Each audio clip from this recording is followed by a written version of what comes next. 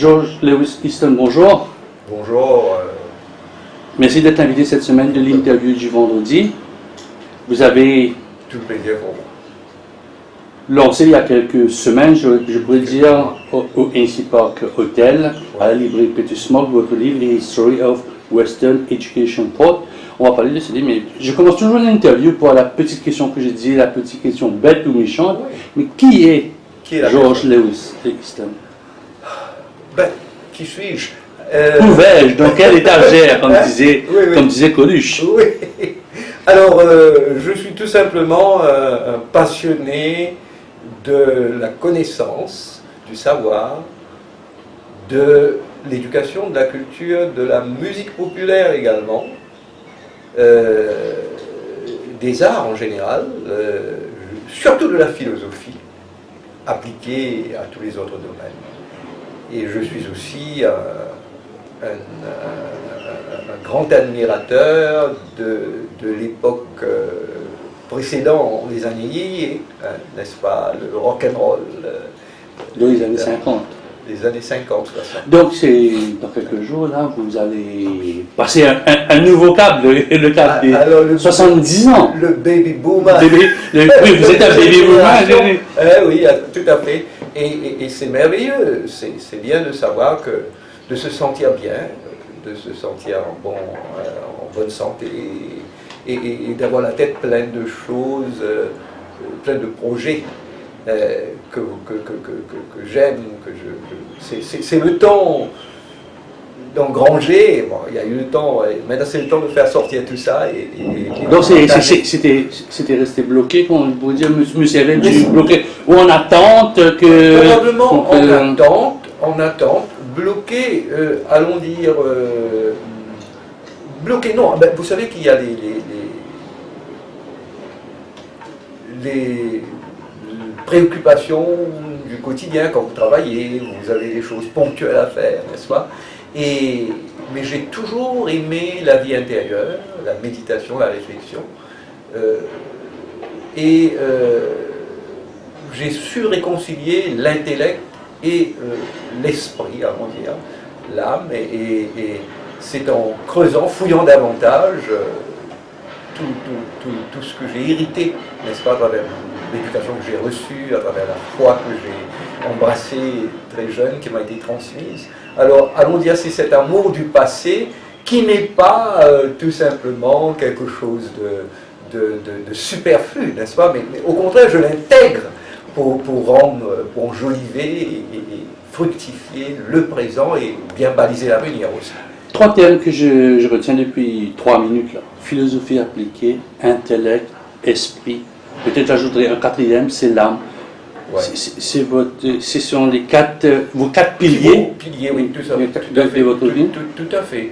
Je crois que j'ai fondé ma vie sur ces choses-là, sur les valeurs, sur des choses simples, la vie familiale, le sens du devoir à l'égard de la société, de la transmission en tant qu'éducateur.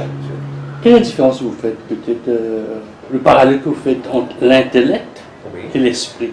Pour le commun des mortels, c'est un peu abject, c'est vraiment très philosophal, ça. Oui, absolument. Écoutez, je ne crois pas que ce soit uniquement l'apanage de Platon, d'Aristote, mais c'est aussi quelque chose de très contemporain, et à mon dire de permanent, de pérenne.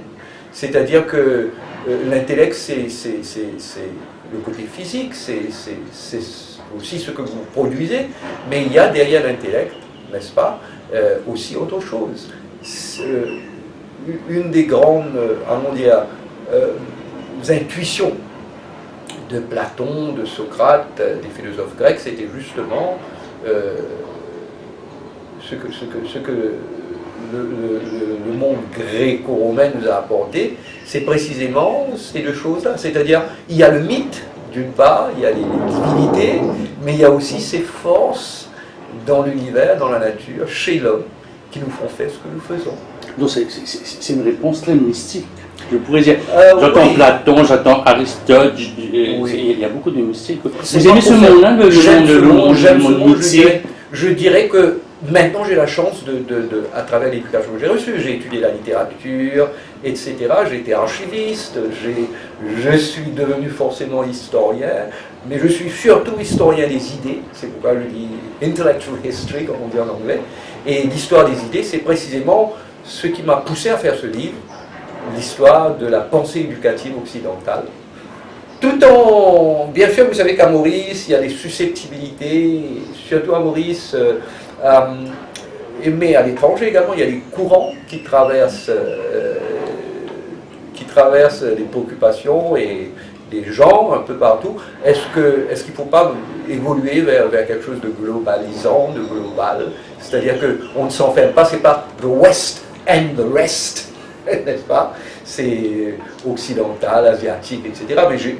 Mais je ne peux parler que de ce que je sais. Je voudrais bien un jour peut-être découvrir davantage, mais à travers l'anglais et le français. Et j'ai eu accès à cet univers merveilleux. Mais je parle des choses de tous les jours. L'éducation, c'est invité à la réflexion sur l'éducation. Parce que l'éducation, c'est pas tout simplement... lire, écrire, compter et faire des examens. Surtout faire des examens et surtout aspirer à un avenir meilleur, aspirer à se faire de l'argent. Alors, je rejoins là le philosophe Edmond Morin, c'est bien ça, Edgar Morin. Oui, alors donc qui disait précisément, Morin, voilà, Edgar Morin, qui parle de la qualité et qui parle du triomphe, qui dit que nous avons une voie à chercher, évidemment, parce qu'aujourd'hui il y a le rejet de tout ce qui est le rejet de l'industrialisation, le rejet de ce mode de développement, la technologie, mais on va vers le qualitatif, on va aussi vers la convivialité, n'est-ce pas? Donc, c'est une question philosophique, mais aussi une question très terre à terre. Que faut-il faire des acquis de la connaissance? Voyez-vous, donc c'est appliquer tout ça. Donc, on va parler d'éducation. Votre sous-titre, je pourrais dire comme ça en langage journalistique, c'est Perspective on Education from Ancient Greece to Modern Mauritius. Bon, une pensée aujourd'hui pour ceux qui sont en train de pianoter sur leur laptop, ordinateur, peut-être à l'école, qui ont leurs résultats de la School Certificate. Donc, c'est un sujet qui va rentrer vraiment dans l'actualité. Là, on va parler que de ça. Le 7 février, ça va être HSI, les lauréats. D'où ça sort ce mot éducation? Ah oui, ce mot éducation a deux origines. Enfin, je vais dire, il y a éduquere et educare. Hein? Éduquere, c'est faire sortir, lead out, bring forth, comme on dit en anglais. Educere. on a été scolarisé à l'anglaise, et le problème, on dit éducere. Alors donc, educare, c'est façonner. Ça veut dire façonner, to mold, M-O-U-L-D. Alors, je crois qu'il y a les deux. Et ça a été repris par des philosophes, pas seulement antiques, mais aussi par Montaigne, etc. Le fameux adage, une tête bien faite plutôt qu'une tête bien pleine, hein, n'est-ce pas? Et l'éducation, c'est quoi? C'est, prenons l'image de la plante, que les grands philosophes ont repris, comme Herbert, Pestalozzi, Kant, Froebel, Rousseau, etc. Donc, l'éducation, c'est ça, c'est fleurir, c'est s'épanouir, c'est... Donc, sous-entendant que le potentiel est déjà là. Mais je ne vais pas rentrer dans les grandes controverses, est-ce que c'est tabula rasa, ou c'est, n'est-ce pas, nature, comme ils disent, l'environnement, mais allons dire que c'est... L'éducation, ça concerne tout le monde. Mais quand je lis à la page 19, vous parlez de sport, Sparta. Oui. Donc ça c'est le premier chapitre, vous parlez d'Ancient Greek. Vous dites que les garçons, eux, oui. Spartan children and young men were taught that patriotism was the overriding principle to go by, and lying, for example, blah blah blah, national interest was at stake. Et vous dites que les filles, the preparation of girls for motherhood required some gymnastic and physical training as well. Donc c'est-à-dire, déjà à l'époque, il y avait une certaine ségrégation entre la façon d'éduquer ou de donner une éducation à un garçon et une fille. 2000 ans, je ne sais pas combien de siècles sont passés, on est presque à la même chose. Ouais. Écoutez, évitons les polarisations. Allons dire que... Non, mais c'est un truc intéressant. Mais absolument. C'est ça. Et puis aussi, il y a un statement, un énoncé qui dit que education is the product of times and circumstances. Dans le contexte de Sparte, bien avant Athènes, ou en même temps, mais allons dire que Sparte, bon, il y avait les États cités, les city-states, mais Sparte, c'était une nation guerrière, façonnée par la rugosité de son environnement, il n'y avait que des montagnes, etc. Alors qu'à Athènes, il y avait autre chose. C'est de la peinture, du théâtre, la poésie, et puis la beauté, l'art, l'esthétique. Allons dire que l'éducation, encore une fois, est tributaire du milieu dans lequel il se développe. Automatiquement, si vous allez sur une île du Pacifique, vous savez, l'éducation, il y a toujours l'initiation, mais c'est apprendre à pêcher et à faire du surf, cela, et l'initiation. Et donc, de tout temps, l'éducation, c'est l'acte fondateur, n'est-ce pas? Ça commence à la maison, ça commence avec les parents. Ensuite, évidemment, il faut défendre la patrie, dépendant des circonstances. Et il y a eu toute cette question de... regardez les Romains, par exemple. Les Romains ont toujours été ouverts.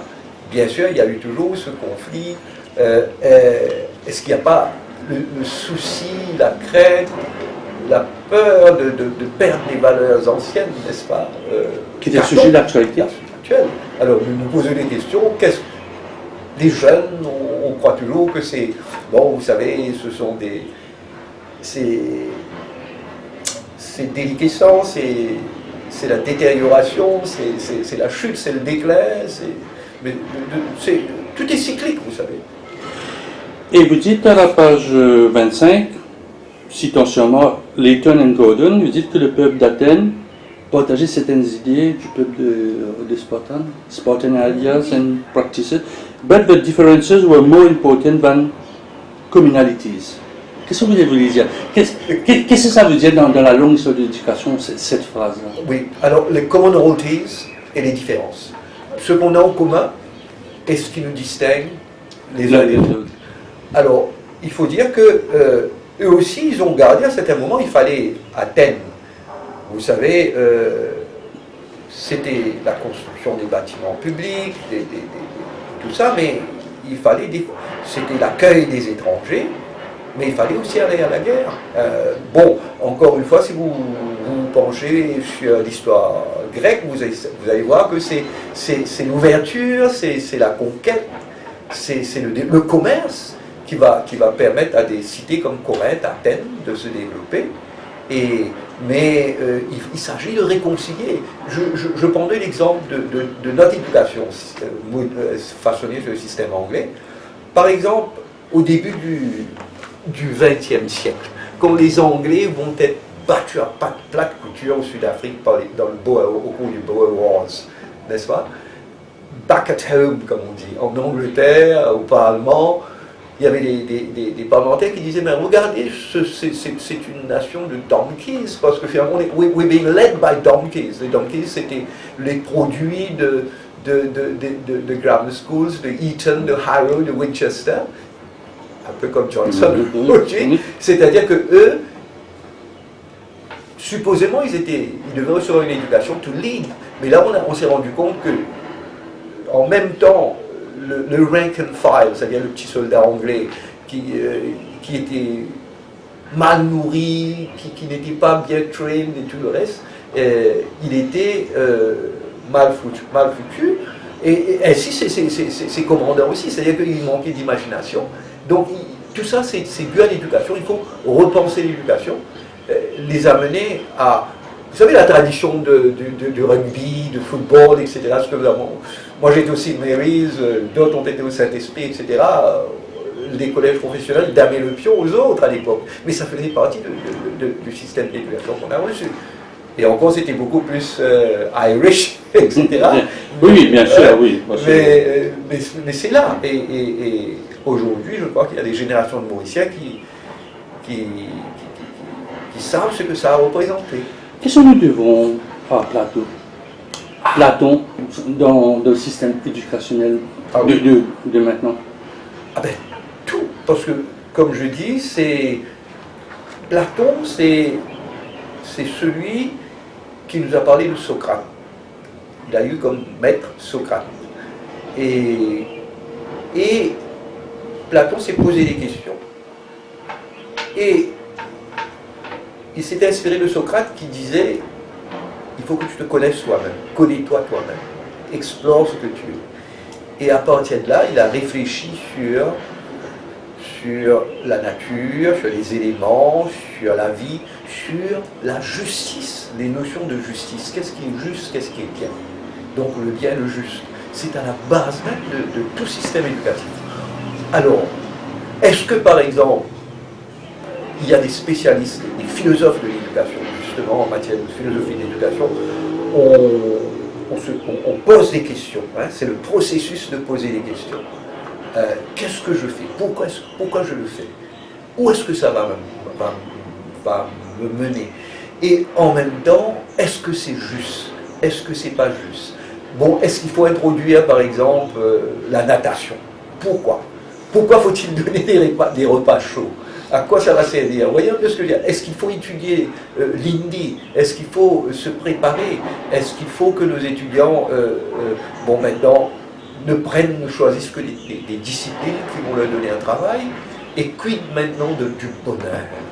Et alors Platon, Aristote, et avant eux, bon, pas seulement la réflexion, la philosophie, mais aussi les sciences. Parménide, ce qu'on appelle les premiers scientifiques, les atomist philosophers, Parménide, Héraclite, qui a dit, bon, on n'entre jamais dans la même rivière, n'est-ce pas? Pas sur le cool.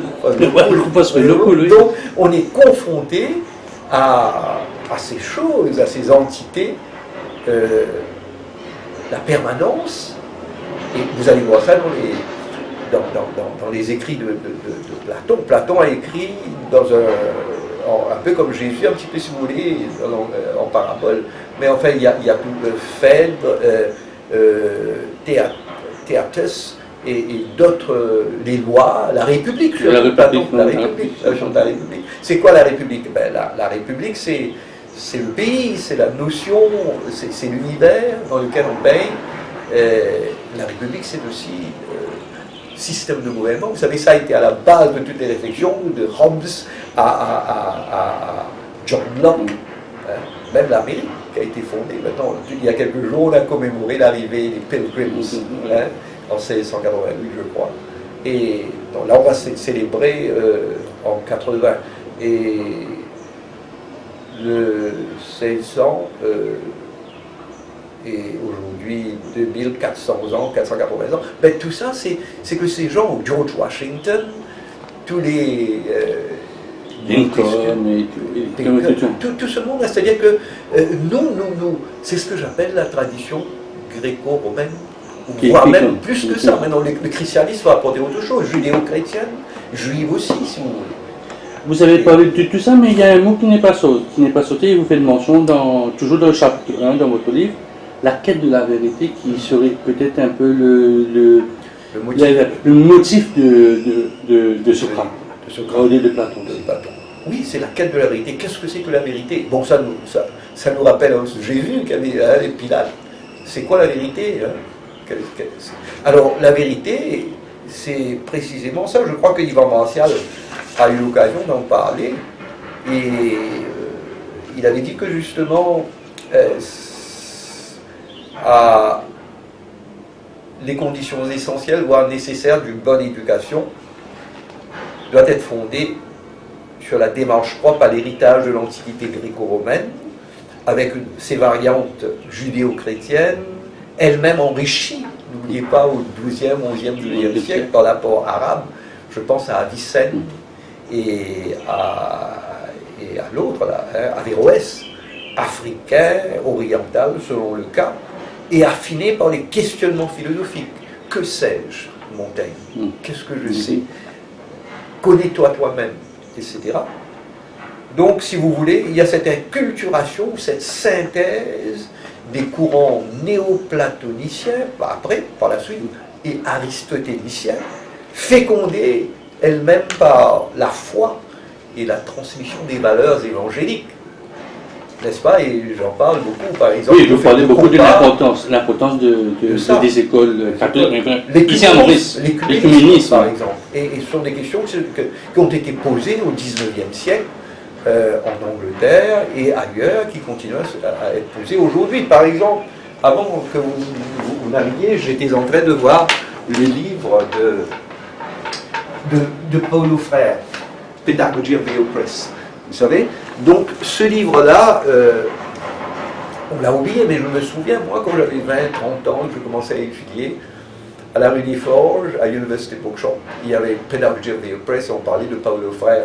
Et c'est vous dire que l'éducation, c'est pas simplement la technique. La technique, on était déjà technocrate à l'époque, parce que pour faire la guerre, pour se défendre, il fallait que les Grecs sachent. Alors, la gymnastique, là on retourne à sport, les javelots, on retourne à tout ça. Et aujourd'hui encore, bon, Zacher fait partie de l'actualité. Et on y est passé après ce l'homme est sur Terre peut-être depuis 200 000 ans. Oui. Et bref, on parle toujours des mêmes choses. Chez les musulmans, on parle de justement cette lutte contre soi-même à l'intérieur, c'est le djihad, n'est-ce pas? C'est-à-dire que c'est l'effort, tout dépend. Finalement, au bout du compte, c'est une exploration. C'est pourquoi je dis que l'éducation, c'est tout ça. Parce qu'aujourd'hui encore, les comptables et les banquiers vous disent que dans leur syllabus, on retourne un petit peu à l'histoire de l'économie, etc. Comme quoi, on ne peut pas former quelqu'un. C'est ce qu'on appelle, je l'appellerais en anglais, lopsided person. Non, équilibré, n'est-ce pas? Not well balanced. Donc, est-ce qu'il y a eu un changement? Parce que vous dites dans le chapitre 2, from the grammar school to the school of rhetoric. Ça, c'est très intéressant. Ma femme et moi, on en parle souvent. Est-ce que ça a changé? C'est-à-dire que c'est gradué. D'abord, à la maison, les parents. Et c'est... Aujourd'hui, on parle de finishing school aux États-Unis. The liberal arts. C'est-à-dire que déjà dans la Grèce antique, l'enfant apprenait à partir de ses parents. S'il était de souche noble, donc, ou il était bien né, il allait suivre les discours, les orateurs, n'est-ce pas, des grands orateurs. Je ne sais pas si c'est le cas aujourd'hui au Parlement, mais probablement. C'est-à-dire, il fut un temps, en tout cas, où les gens non seulement maniaient ces belles langues que sont le français, l'anglais, et probablement, on pourra en faire autant en créole, n'est-ce pas? C'est la rhétorique. Alors, c'est pourquoi je parle de l'école. Alors, il y a différentes écoles. Il y a l'école du rhéteur. Et puis, il y a le mot ludus, qui veut dire que c'est un jeu. Et je crois que ça nous renvoie également à un aspect fondamental de l'éducation. L'éducation doit être un jeu, d'abord. Mais est-ce que les parents comprennent ça? Surtout un peu du sujet. Est-ce que les parents comprennent j'envoie mon enfant pour apprendre? Exactement. Mais il faut que ceux qui savent les instruisent. C'est pourquoi je dis que il faut avoir suffisamment d'humilité pour savoir que, bon, dans toutes les civilisations, chez les Indiens, le gourou, n'est-ce pas? Guruji, Gurukul, etc. C'est pourquoi je viens dire qu'il serait bon que les gens ne s'arrêtent pas simplement à cette version occidentale de l'éducation. Il y a chez les Chinois, il y a eu en Mésopotamie, mais ce qui est intéressant ici, c'est que pour la première fois, c'est pas simplement l'affaire d'une caste des prêtres, comme en Égypte, etc. Oui. Là, c'est la notion de la démocratie. Vous savez, nous avons hérité tout ça des Occidentaux. Et aujourd'hui, je viens dire, c'est pas l'apanage, mais ça appartient à tout le monde, c'est universel. Quel est le poids du Moyen-Âge dans le... Parce que vous parlez de chinois, là, je vois Oriental Education, the Chinese Variety, oui. avec le capitalism Greek education. Donc le Moyen-Âge, ça a été un deuxième étape. tournant, une autre étape. Une autre étape. C'est-à-dire que, alors, Monroe, dont je me suis inspiré, Un gros livre, ouais, je crois que je l'ai vu quelque part là, oui. Ce livre-là, je l'ai fait venir parce qu'il est vraiment épuisé. Je crois qu'il est derrière, quelque part. Je sais pas, je l'ai dit. Monroe, mais en tout cas, Monroe, c'est important. Monroe, bon, il dit les choses. Vous savez, c'est un livre qui a été écrit au début du XXe siècle, aux États-Unis, Columbia University, là où on formait les professeurs. Et il fait la distinction entre ce qu'on appelle un système répétitif. Quelquefois, le système chinois, un petit peu on apprenait par cœur, vous savez, et jusqu'à récemment, par exemple, les examens sont les Chinois qui les ont inventés. Oui, exactement. Pour ceux qui ne le savent pas, les Ils examens, ne savent pas. c'est chinois. Les Chinois, et c'était les mandarins. Les mandarins, et tout ça. exactement. Bon, c'est vous dire que bon, le Moyen-Âge est une étape importante. Bon, qu'est-ce qu'on appelle le Moyen-Âge? Bon, très souvent, il y a ce terme de The Dark Ages, vous savez. Mais c'est-à-dire que c'est une question d'évolution. Le Moyen-Âge lui-même, il y a le haut Moyen-Âge, le bas Moyen-Âge. Le haut Moyen-Âge, c'est... Vous savez, on a hérité de la culture gréco-romaine, mais l'Église est venue, le christianisme, et sans le Moyen-Âge, il n'y aurait pas eu de création d'universités. Les universités elles-mêmes, qui naissent au XIIe siècle, etc., c'est né à partir des monastères, des écoles, des cathedral schools, etc. Et c'est là où, qu'est-ce que je peux dire, le personnage de Charlemagne, qui a eu cette idée folle, un jour d'écrire l'école. Et ça date de, vous parlez de 8e siècle. 8e siècle, 768. Ouais, 768, et il devient empereur de l'Empire romain, et lui-même, il savait lire, mais il savait difficilement écrire, parce qu'il s'y est pris assez tard, dit-il. Mais Ronsard a tenu à ce que tous les enfants de son empire aient accès à l'éducation. Et c'était les prêtres, parce qu'il n'y avait pas d'État en tant que tel à l'époque. C'était les prêtres qui étaient censés, d'après, ouvrir des écoles. Charlemagne qui a inventé l'école, c'est Fonce Gall. Mais après, évidemment, c'est fascinant, c'est passionnant quand on étudie l'histoire de la Sorbonne, par exemple, ou des universités italiennes, etc., et anglaises, Oxford et Cambridge. Et donc, il a fallu le Moyen-Âge, et le Moyen-Âge a donné beaucoup de choses. Hein, et Chaucer, par exemple, hein, et les grandes œuvres, les fables, les écrits de ces femmes savantes en littérature française, etc., en littérature anglaise. Et puis on aboutit à la Renaissance. Avant d'arriver à la Renaissance, quelle est l'importance d'Alfred le Grand dans le retour de l'éducation en Angleterre? Vous dites, quand il est devenu roi de Wessex en 871, ça ne date pas d'aujourd'hui. Oui. Comme Charlemagne, 100 ans avant, Oui. lui était un peu pas satisfait avec le système éducationnel contemporain de l'époque. Et ils vont faire appel aux Irlandais, aux Celtes, et aux Irlandais, aux Français, etc. Parce qu'il y avait une mobilité extraordinaire à cette époque-là. Vous savez,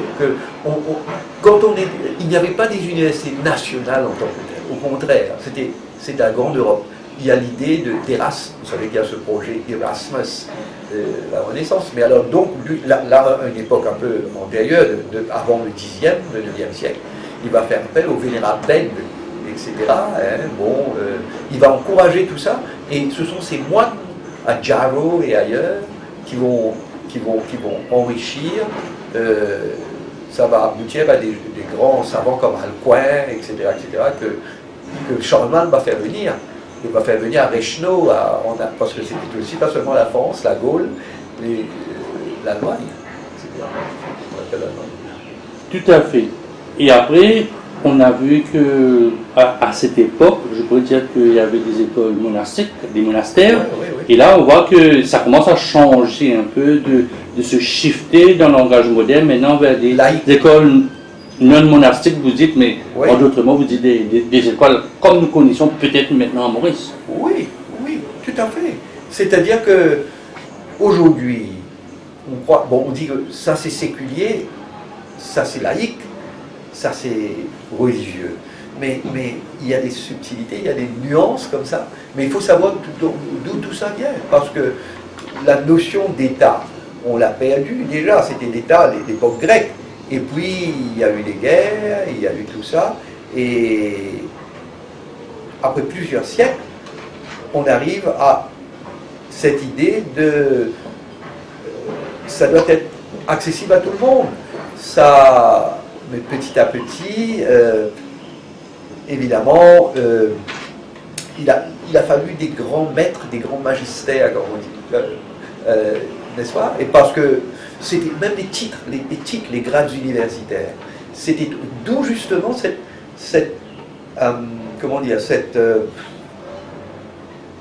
indépendance, cette autonomie, ce qu'on appelle académie, n'est-ce pas? Ce qui est académique, c'est... Eux, ils dépendaient... Bon, il y avait le pape, il y avait l'archevêque, parce qu'ils étaient les chefs, mais à un certain moment, même le pape, Rome leur donnait l'occasion d'avoir leur propre charter, donc ils octroyaient des degrés, et finalement, nous assistons au triomphe de l'État moderne, au triomphe de la liberté, encore tout ça. Donc, on retourne à Socrate et à Platon. Et la notion, d'abord, le royaume, bon, tout ça c'était dans un contexte religieux, le roi, le monarque, on croyait qu'il était un peu comme Père Laval, comme ça il pouvait... il avait droit de vie, de mort aussi à l'époque. Et il pouvait guérir les gens, il fallait les pauvres airs, comme on dit, il pouvait leur toucher la main, et puis il guérissait, etc. Beaucoup de superstitions, mais aussi, comme je vous dis, c'est exaltant et fascinant l'évolution de l'esprit humain. Donc du Moyen-Âge, on va passer dans une époque que peu de Mauriciens connaissent, je dois l'avouer, c'est l'époque de la Renaissance. Alors quel est l'impact de l'époque de la Renaissance sur l'éducation globalement, sur la Terre?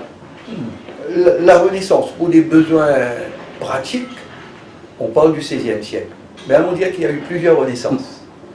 Déjà, évidemment, on parle de ces grands peintres italiens, Florence, etc. Mais la Renaissance a été un mouvement à la fois religieux, bon, il y a aussi la réforme, mais dépendant qu'on se situe en Europe du Nord, c'est-à-dire les nations germaniques, etc., ou en Europe du Sud, les peuples latins, évidemment, là où c'est beaucoup plus le latin qui a triomphé, la civilisation romaine, que le grec. Mais la Renaissance était importante parce que dans le domaine des sciences, dans le domaine même de la philosophie, de la Renaissance, c'est la modernité. La modernité qui va rentrer entre le 16e et le 17e siècle, vous le dites très bien, from the knowledge of words to the knowledge of things. Très important. Alors donc, on sort de la scolastique, de la théorisation, et là, ça va être la médecine, ça va être Galilée, Copernic, vous voyez? Donc ça va être les artistes, ça va être Léonard de Da Vinci, hein, ça va être tout ce qui est en fait abordé dans ce livre, je ne sais pas, bon, il est là, quelque part, ah voilà, Civilization, que j'aime beaucoup, de Kenneth Clark. Vous savez, je me rappelle, j'avais 18 ans, 19 ans, j'ai fait venir, il y a un livre comme ça qu'on a 17 ans, 18 ans, là on est en 17 ans, vous êtes dans la fin des années 60, oui, où les Maurice étant dans une situation politique, je veux dire, et économique assez difficile. Ça vous manque ce genre de livre-là? Parce que, comme je vous dis, je pense que I got the best of British education, so to speak. Alors, donc, parce que j'ai eu la chance à 11 ans, 12 ans de pouvoir fréquenter le collège Saint-Méry. Je crois que j'étais beaussier, mes parents m'ont envoyé là-bas, et je crois que c'était d'avoir côtoyé des frères, pas seulement irlandais, mais anglais, écossais, indiens, et mauriciens, français, et puis à l'époque, voyez-vous, on était peut-être moins sollicités parce qu'il n'y a pas il n'y avait pas cette multiplicité de médias, mais on avait de la qualité. Vous savez, les émissions radiophoniques, à l'époque, je me rappelle, il y avait John Cordo, John Porter, et avec la base de HMS Mauritius, ici, on écoutait sur notre petit transistor, les mardis ou les jeudis, les demandes de disques, les disques à la demande par des marins anglais, etc., basés à Maurice, et on demandait les chansons de Cliff Richard, de Petula Clark, etc. Moi, ça m'a marqué parce que, comme je vous dis, j'ai étudié le latin, j'ai eu des professeurs fantastiques comme Norbert Benoît, mais surtout Raymond Péril, professeur au Collège Royal, mais il est venu travailler chez nous, et on a étudié la civilisation latine. Quand on étudiait le latin, c'est pas uniquement Mensa. Chose qui ne se fait plus. Ne se fait plus. Vous avez parlé de l'école des frères. Moi, je suis un ancien du collège de la Confiance. Ah ben voilà. Les franciscains, je pense que le frère Anthony a été recteur au collège Saint-Esprit où vous aviez été auparavant. Et dans le chapitre les Lassaliens, ouais. Et dans le chapitre 7, vous parlez exclusivement des jésuites. Ah, je parlais. Est-ce qu'ils ont eu un impact à Maurice, pour commencer? Oui. Il y a eu des écoles de jésuites à Maurice, des couvents, des séminaires au 19e. Dans la Gazette des îles d'Yvan Martial, à laquelle j'ai collaboré également, mais il y a pas mal de recherches, ou bien dans le livre de Monseigneur Nagapel. Et oui, les jésuites capitales dans l'histoire européenne, dans l'histoire mondiale de l'éducation. Et aujourd'hui encore, vous savez, aux États-Unis, les écoles des jésuites, les universités des jésuites sont prisées. Et pas seulement aux États-Unis, en Inde également. Giverny, de ça. Et c'est vous dire que et les jésuites ont apporté, ils étaient vraiment des érudits, mais ils se sont concentrés pas seulement sur l'aspect l'école primaire, eux c'était surtout le secondaire, l'université, etc. Mais c'était pas une boucle à votre avis. Quand je regarde un peu votre livre, c'est que vous venez me dire, bon, c'était un moment où on sautait des écoles monastères. Oui. Et là, cette fois-ci, les jésuites sont venus comme si c'est un peu la contrebalance. On a dit, bon, Oui. vous allez laisser faire ce que vous voulez pendant quelques siècles, maintenant on reprend tout en main. Oui, je vois, mais c'est pas aussi simple que ça. Je pense que, écoutez, au XVIIe siècle, déjà, les grands auteurs comme Racine, Corneille, étaient des élèves, Pascal était des élèves de jésuites, vous voyez, ou bien des oratoriens, donc des congrégations. Parce qu'il n'y avait pas d'État en tant que tel. En France, l'éducation populaire, l'école, n'est qu'à la fin du XIXe siècle. En Angleterre, déjà, même affaire, hein, c'est-à-dire que dans l'avant-dernier chapitre, où je traite de ce qui s'est passé en Angleterre de 1800. Oui, je vais y revenir là. Ne sautons pas les étapes. Ne sautons pas les étapes. Alors, c'est vous dire que on est redevable, qu'on le veuille ou non, Aux jésuites. aux jésuites, aux organisations religieuses en général. Oui, Les jésuites n'étaient que ça. À Maurice aussi, on est obligé. À Maurice aussi, on est obligé. C'est-à-dire, aujourd'hui, vous avez des prêtres, mais ils sont réputés soit pour la spiritualité, c'est ce qu'ils appellent de Saint Ignace, vous savez, parce que les jésuites ont donné, non seulement, d'ailleurs à l'origine c'était un peu militaire, parce que dans le contexte de l'histoire européenne, du protestantisme, hein, après, c'est-à-dire c'est ce qu'on appelle ça la contre-réforme. La réforme et la contre-réforme. Vous avez parlé de Molière, vous avez parlé de Racine. Qu'est-ce que Jean-Jacques Rousseau vient faire dans votre livre? Parce que là, Jean-Jacques Rousseau, je le connais plus ou moins peintre, où il y a une chanson qui a fait tube dans les années 80. C'est pas le pas les douanes. Voilà, Jean-Jacques Rousseau. Jean-Jacques, c'est le penseur, c'est le philosophe. Rousseau, c'est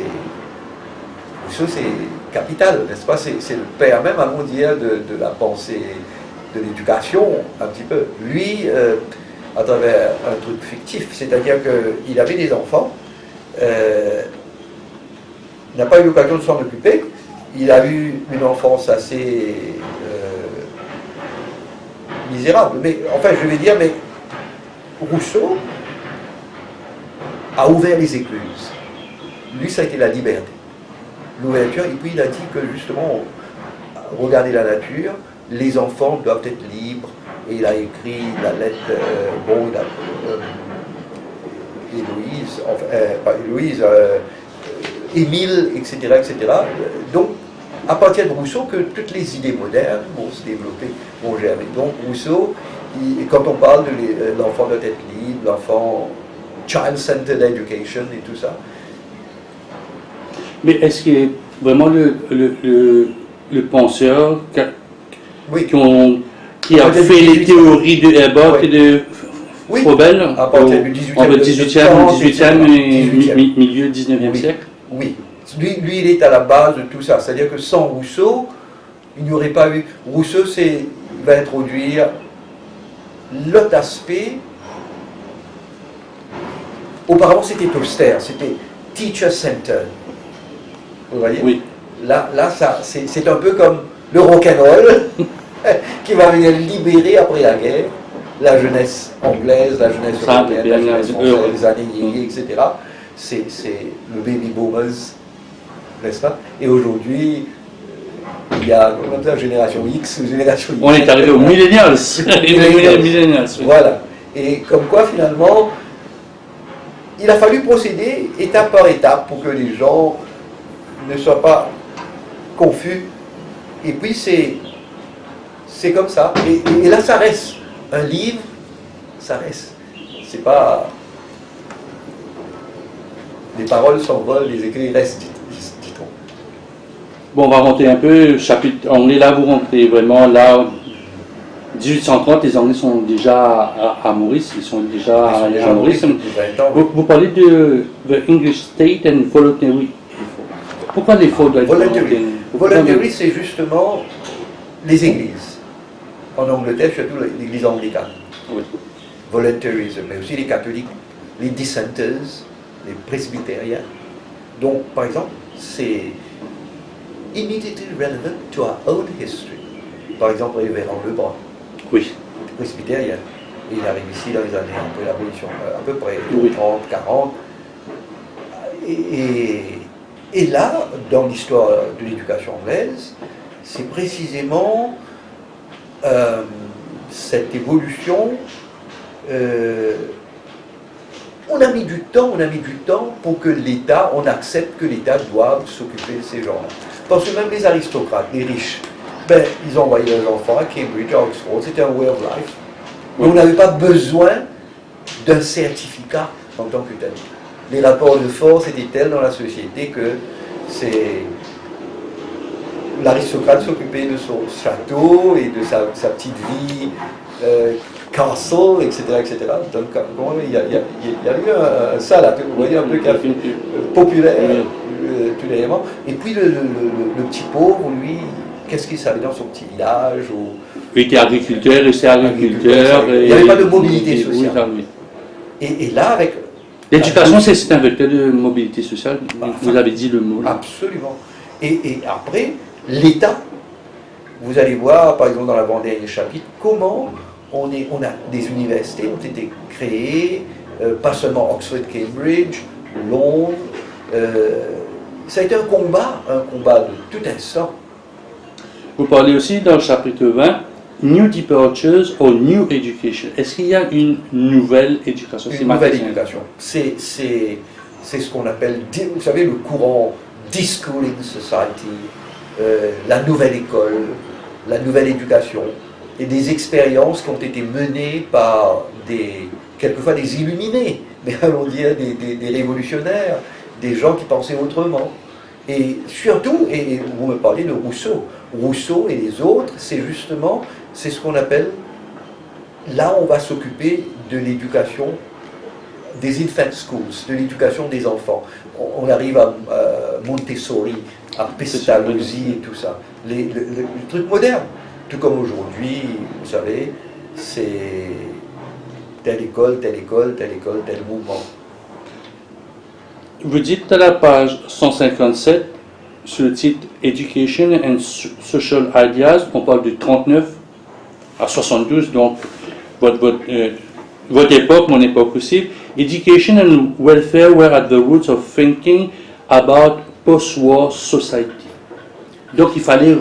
Il y avait le plan Marshall, tout le monde savait peut-être pour nous à Maurice on était très loin du plan Marshall, mais est-ce que cette phrase-là est aussi vitale que les pensées de Socrate, les actions de Platon, Jean-Jacques Rousseau, Frédéric Goethe, Racine, Molière, c'est aussi important que ça? Absolument, aussi important que ça, parce que finalement l'éducation va être au centre des combats politiques. Là, on voit dire à quel point, vous savez, faisons une réflexion sur notre histoire politique à nous ici. Aujourd'hui, évidemment, les jeunes générations ne vont pas connaître Curé, Rosemont, bien sûr on en parle, etc. Et pour eux, c'est quelque chose de nébuleux. Mais eux aussi, là-bas, ça a été la naissance des mouvements ouvriers. Et l'éducation, c'était aussi l'affaire, on se cotisait pour acheter des livres et vendre des livres à bon marché. Donc l'éducation, ça va aller de pair avec la propagande, avec la lecture des journaux, avec les masses médias et tout ça. Et là, après la guerre, on va réfléchir, parce qu'il y a eu des tentatives avant la guerre de changer les lois, de faire en sorte que ce ne soit pas uniquement l'affaire des particuliers, mais ça va devenir... À un certain moment, l'éducation au XIXe siècle, c'était simplement 1/10 de ce qu'on dépensait sur les armes, sur les armées, etc. Mais aujourd'hui, l'éducation, c'est capital. Il y a un gros budget à Maurice. Absolument. Tony Blair avait gagné en 97, au siècle dernier, parce qu'il avait dit education, education and still education. Et ce qui est intéressant, c'est qu'aujourd'hui, le New Labour et tout ça, c'est peut-être aussi, il faudra réfléchir, on assiste déjà à des changements démographiques. Il y aura moins d'élèves, moins de fertilité a baissé. Donc, j'ai une question là-dessus, parce que ce que vous venez de dire, c'est une réalité, c'est admissible. 73 à 2000, vous posez la question, et changing landscape, est-ce que le terrain a changé? Ah mais oui, forcément, avec Margaret Thatcher, n'est-ce pas, il fut un temps où c'était le Labour. Le Labour Party né au début du XXe siècle, n'est-ce pas, avec tous les grands rapports en Angleterre comme chez nous, avec ce que Ramgoolam a fait, le Parti travailliste et tout le reste, et l'école gratuite, et bien sûr accompagné des repas gratuits, etc., des bourses, des petites bourses et tout le reste. Et nous, dans notre contexte, c'était une société fondée sur la canne à sucre, etc., l'économie, ça. Mais tout ça, ça va changer, nous vivons dans un autre monde. Et depuis ces années 70-80, nous assistons évidemment, au triomphe du libéralisme économique, et aussi cette tentation, et il y a toujours cette tendance de retourner dans le passé. C'est-à-dire que l'éducation, c'est... To be able to afford education, you have to meet the cost of education. Et alors, c'est un combat pérenne. Aujourd'hui, je crois qu'à Maurice, on a la chance, l'État s'occupe de tout, et il va arriver un moment où, comme c'est le cas... Il va presque tout faire, il est arrivé... Il a tout fait. Mais peut-être à votre époque, 60. le secondaire était payant. Oui. Moi, je suis arrivé 76, 77. Oui. Ramgoolam qui fait, on parlait politique, Ramgoolam qui annonce à quelques jours des élections d'éducation secondaire gratuite dans les écoles confessionnelles. On parle de collège à confiance, Saint-Esprit. 77. Maintenant, on est arrivé jusqu'aux livres qui sont gratuits. Les livres dans l'espace de ce matin, on parle des librairies qui vont faire... Oui. Il reste maintenant que peut-être dans 5 ans, on va attendre, on va donner des livres pour ceux qui font la dernière étape du cycle secondaire, c'est le High School Certificate. Comme je vous dis, c'est le triomphe de toutes ces idées socialisantes parce que on assiste au triomphe du socialisme, hein, il fait un temps, ça c'était au début, avant la guerre, et c'est ça, après. Et maintenant, il y a de nouveaux défis, on parle des académies. Mais c'est pourquoi dans mon dernier chapitre, je viens dire, mais écoutez, les pauvres sont à la fois chez les Blancs comme chez les Noirs. Et aujourd'hui, nous avons eu une évolution particulière, spécifique, mais il est grand temps que nous réfléchissions aussi à autre chose. Donc chapitre 21, que vous parlez de l'éducation, oui. Et là vous parlez de Aldridge, vous parlez de Magon, vous parlez j'ai pas compris cette phrase. Remind us of English Post Public School, which equip an allied group of young men with symbols of authority. Oui. C'est une phrase que j'ai lue ce matin, vraiment, je dis, bon, là c'est wow, in terms of speech, manner, dress and classical knowledge. Ah ben c'est ce qu'on appelle... Si je vais dans une école maintenant... Oui, ici, il n'y a pas ça. Il n'y a plus ça. Il n'y a plus ça. Alors c'est le club anglais, les old boys, n'est-ce pas? Et par exemple, dépendant de... Aujourd'hui, ce qui est intéressant, c'est que la mobilité sociale est telle en Angleterre que, par exemple, vous pouvez avoir l'accent cockney, n'est-ce pas? Mais si vous... If you get to speak posh English, you know what I mean? Vous pouvez être bien vu dans certains milieux, mais aussi on risque de vous dire you're too posh, too BBC. You should talk like John Lennon, McCartney. Mais c'est intéressant tout ça. Comme quoi l'éducation, c'est un tout. Et je crois qu'il faut qu'on soit enseignant, qu'on soit parent, qu'on soit politique, homme politique. Il faut savoir toutes ces choses. Et après les spécificités de Maurice, vous dites, as an officially Catholic island, even after its conquest by the British, Mauritius received at the level of policy a treatment analogical to Ireland and some other islands in the West Indies. Ah ben c'est vrai, c'est-à-dire que, puisqu'on était un pays catholique, on considérait qu'il fallait nous traiter comme Barbados, comme la Jamaïque, etc. Ou bien comme l'Irlande, tout au plus, parce que il y avait les catholiques qui étaient en Angleterre, Liverpool, etc. Mais on oubliait que, par exemple, bon, il y a eu toute l'histoire du combat, de la survivance de la langue française, et tout ça. Et aujourd'hui, il y a de nouveaux rapports de force, vous voyez un peu l'importance qu'on accorde à l'hindi, et tout ça. Et je crois que, encore une fois, cela ne fait qu'étayer mes dires, comme quoi education is the product of times and circumstances. Et vous terminez le livre par une phrase qui dit finally, while guarding ourselves against the naive optimism of enlightenment, we can be led to believe that the 21st century education will be a fulfillment of some Enlightenment ideas about education as refined by the 19th and 20th century experience. Donc le passé est important pour le présent et autant pour le futur. C'est ça que je comprends. Absolument. C'est-à-dire que les acquis des Lumières, prenons le cas mauricien, nous avons l'éducation a commencé à la fin du XVIIIe siècle, 1757 avec les prêtres lazaristes qui venaient ici, qui ont commencé l'école de l'abbé Chaland, etc., etc., avant l'Église, ça veut dire. Et puis, quand le pays est devenu anglais, donc même français, à la fin, 1767-73, lorsque, par exemple, on n'est plus on ne plus de la Compagnie des Indes, mais on est de l'État français. Jusqu'à ça. Et donc ça va changer. Et comme vous dites à l'époque anglaise, c'est la construction, pour ainsi dire, de l'Église catholique, de la chrétienté, de la catholicité mauricienne.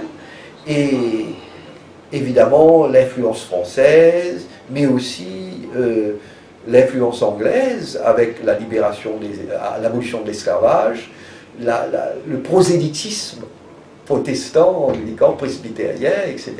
Et le Père Laval qui arrive au 19e et 1840, et tous ces anciens, les descendants d'esclaves deviennent catholiques pour la plupart, embrassent le christianisme, et voilà que les choses vont changer. Il y a, moi je dis toujours, ça c'est mon hypothèse, les Anglais ont voulu faire ceci, ont voulu faire cela, mais quand ils ont préparé l'indépendance de Maurice, déjà ils songeaient à prendre leur revanche. Parce que Ils nous ont quittés. parce qu'on n'a pas accepté, hein, on n'a pas appris l'anglais, etc., malgré les tentatives. Et ils ont préparé une élite qui était beaucoup plus anglophile et anglophone. D'où justement, parce que, bon, ils n'avaient pas le temps de ça. Et donc, ça change, à tout moment ça change. Vous savez, d'ici 5 ans, 10 ans, peut-être on ne sera... ce qu'on a connu il y a 30 ans, cela n'existera plus.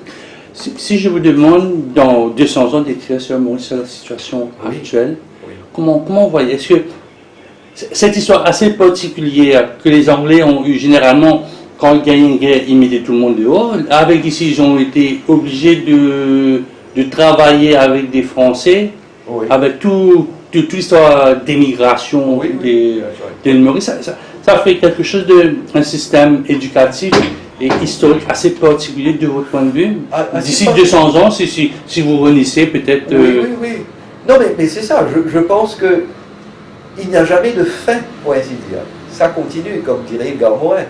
Et même l'autre, Paul Ricoeur, philosophe et penseur, c'est jamais terminé. C'est toujours en train de se faire. Et je crois que c'est très intéressant, cette rencontre des races, ces nouvelles situations. Sinon, Edgar Morgan Foster n'aurait pas pu écrire A Passage to India. C'est l'expérience anglaise. C'est avant l'indépendance. C'est pour comprendre, pour Shashitaro, l'Indien, l'historien indien l'explique bien. Et je pense que ça a été cette rencontre. Et pour nous autres, Mauriciens, ça a été surtout cette rencontre. Dans ma famille, ça a été aussi cette rencontre, n'est-ce pas? Et je crois que si mes ancêtres renaissaient, ben, ils seraient fascinés, et nous portons tout ça en nous, et nous portons aussi les grains de l'avenir. J'ai l'impression que votre livre, History of Western Educational Thought, c'est une thèse. Est-ce que c'est la thèse de votre vie Vous qui avez est raison. C'est la thèse de ma vie qui déborderait tout diplôme académique, c'est la thèse de ma vie. C'est la chose dans laquelle j'ai cru. J'en ai toujours parlé. Yvan l'a dit, ma femme l'a dit, elle était derrière moi, elle me dit, bon, maintenant tu achieved something. Je lui dis, oui, il y a d'autres choses qui vont venir, mais le pouce magnum, c'est ça. Comme vous dites, parce que la documentation, vous avez sorti des mots, des noms des personnages que je connais, mais peut-être que la jeune génération ne va pas connaître. C'est pourquoi ça va rester. Platon, Socrate, Socrate peut-être au football, un grand joueur de l'équipe du Brésil. Platon, vous dites Platon, c'est plus un personnage de bande dessinée de Et Walt ça pose Disney. des questions aussi sur l'enseignement aujourd'hui, sur le curriculum. Alors, c'est une grande question. Si, par exemple, au niveau du Bearner's French, on s'intéresse à faire Bearner's French and Creole, je ne suis pas contre. Traduction, je ne suis pas contre. Mais les fondamentaux, quid de Molière, de Montaigne, de Descartes, de Malherbe, vous voyez, de Rabelais, de Ronsard, etc.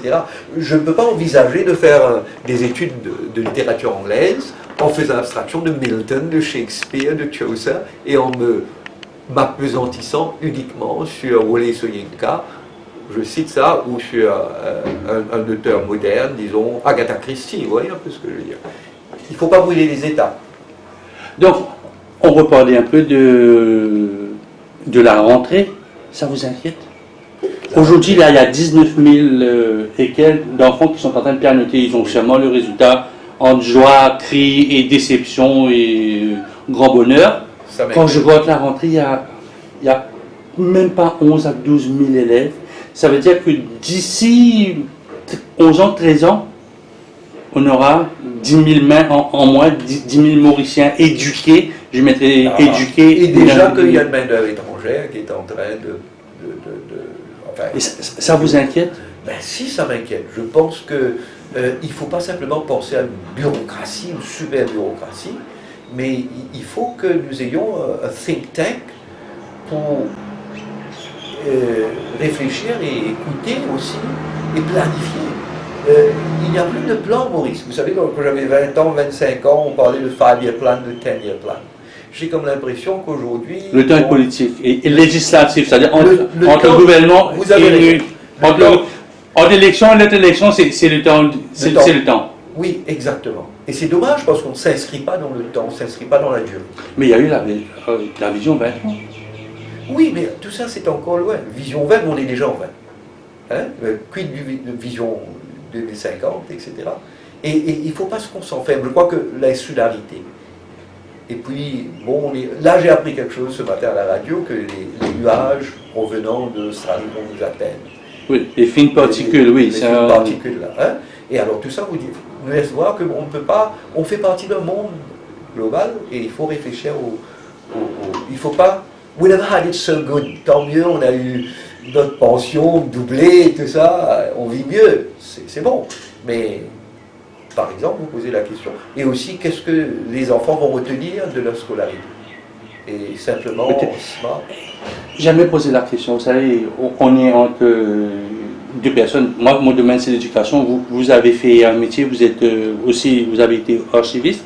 Quand on regarde le tout gratuit, est-ce que ça donne un enfant l'effort que vous avez produit pour passer votre school certificate, l'effort que moi j'ai dû faire pour passer mon certificat, et comparé à ces enfants qui maintenant, ils ont le livre gratuit, ils ont le bus gratuit, ils pourraient avoir le tram est presque gratuit pour eux. Exactement. Est-ce que le gratuit ne donne pas va donner une génération de facile?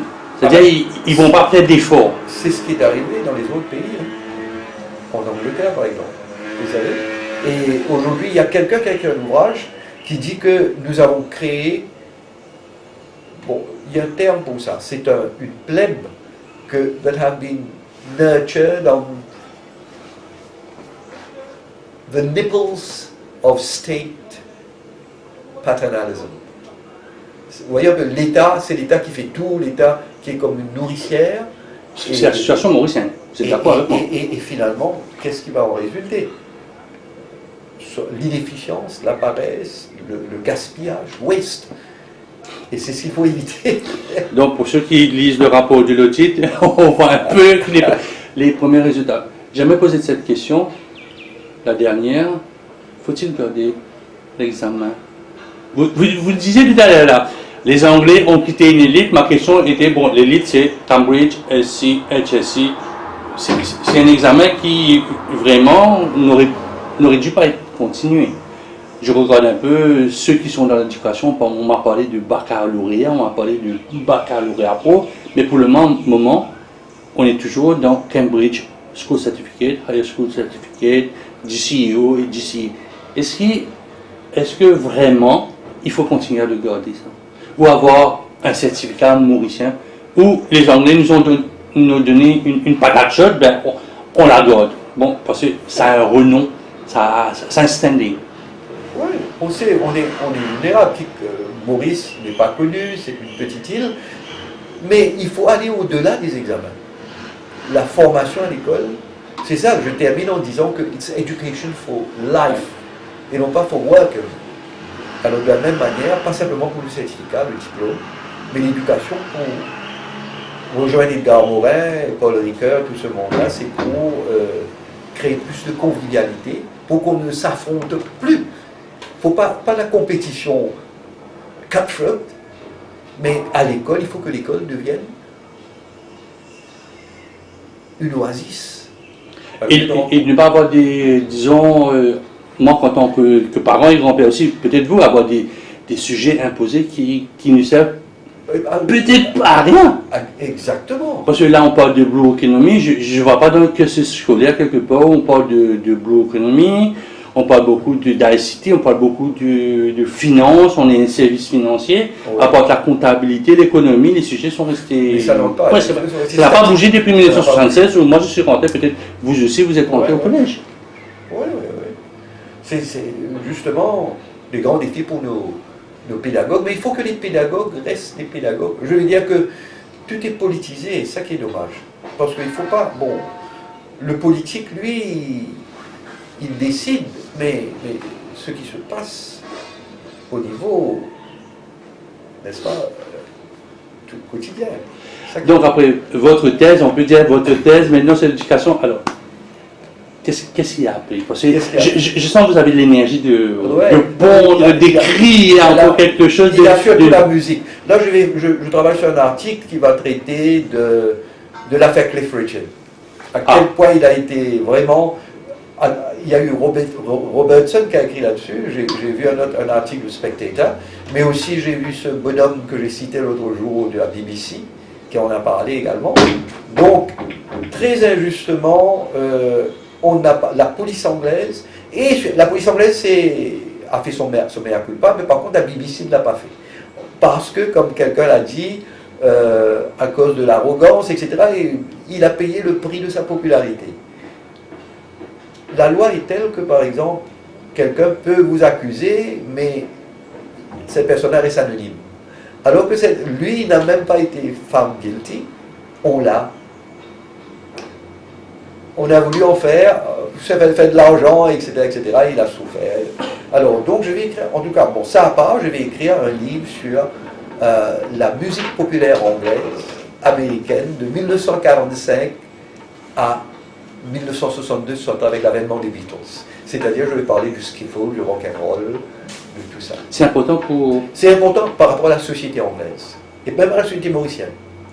Oui, parce qu'ici, il y avait le plan Cliff Elvis, que j'ai connu. Et d'ailleurs, moi, je vous dirais qu'à part l'éducation, la philosophie, c'est... Ma femme et moi, nous vivons tout ça à notre âge. Nous pouvons revivre les... À votre époque, c'était pick-up, 45 tours, il fallait Dorémy à Port-Louis, Anzi à Rosille, et les jukebox à Saint-Rosille. Oui. À Rosille, il y avait des jukebox. Hein. Tout à fait. Mais maintenant, c'est YouTube. Maintenant, c'est vous avez tout, c'est YouTube, c'est le smartphone. Le smartphone, vous avez tout, c'est l'instantané. Mais est-ce que l'émotion est pareille?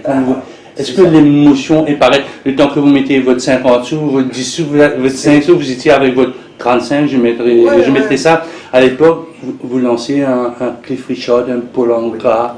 Est-ce que l'émotion c'est pareil quand vous... Bon, maintenant, vous cherchez. C'est pas la même chose. C'est bon que je vous dis, à condition que vous ayez gardé chez vous, vous ayez intériorisé tout ça. Moi, je me rappelle, vous savez, j'ai toute une collection des films de Cliff Richard que j'ai fait venir. Young Ones, Serious Charge, Expresso Bongo, Wonderful Life, etc., etc.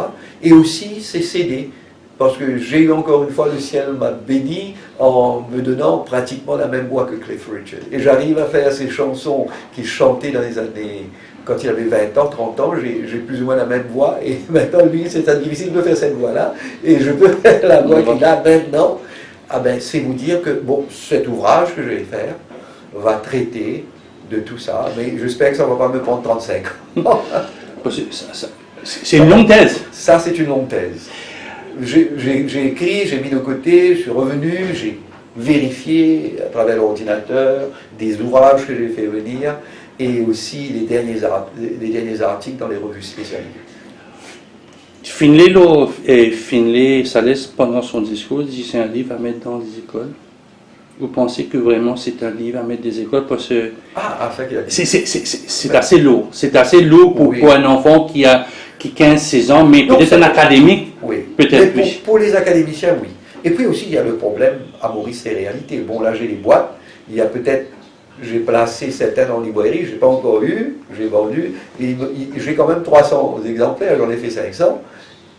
Mais je compte le vendre à travers Amazon. Et puis aussi là avec les contacts avec les universités étrangères, parce que je n'ai pas écrit ce livre uniquement pour Maurice. Et surtout, je vais dire que je l'ai conçu de manière, c'est assez abordable, je crois que c'est une question de logistique. Mais si je mets sur Amazon, que ce soit Amazon les États-Unis ou Angleterre, parce que ça va se vendre comme un petit pain. Comme petit. Hein? Ben, tant mieux, parce que il faut entrer dedans. J'ai pas eu je l'ai fait à mon propre compte, donc il faut... Après 2 heures, comme on appelle. Qu'est-ce que je peux vous souhaiter, Georges Lewis? Ah ben, la santé, d'autant plus que, comme vous avez dit, là, Souffler gâteau, enfin, être en famille, un moment du bonheur, 70 ans, c'est pas tous les jours. Avec les enfants, les petits-enfants, avec l'épouse, et ben, le bon Dieu m'a été très, très... Enfin, j'ai eu beaucoup de chance, et c'est ça, et aussi de pouvoir partager, et puis que les gens achètent. Et j'espère que ce qu'on a fait va pouvoir... George Lewis Easton, merci beaucoup. Bon courage à la sortie soit de Cliff Richard ou des Beatles. On ne saura pas, peut-être, on va se rejoindre. On va se revoir. Après tout Smoke, je suis sûr que ça va se faire. Après tout ça Smoke, va se faire. En tout cas, Jean-Claude, merci beaucoup. Ce fut un plaisir.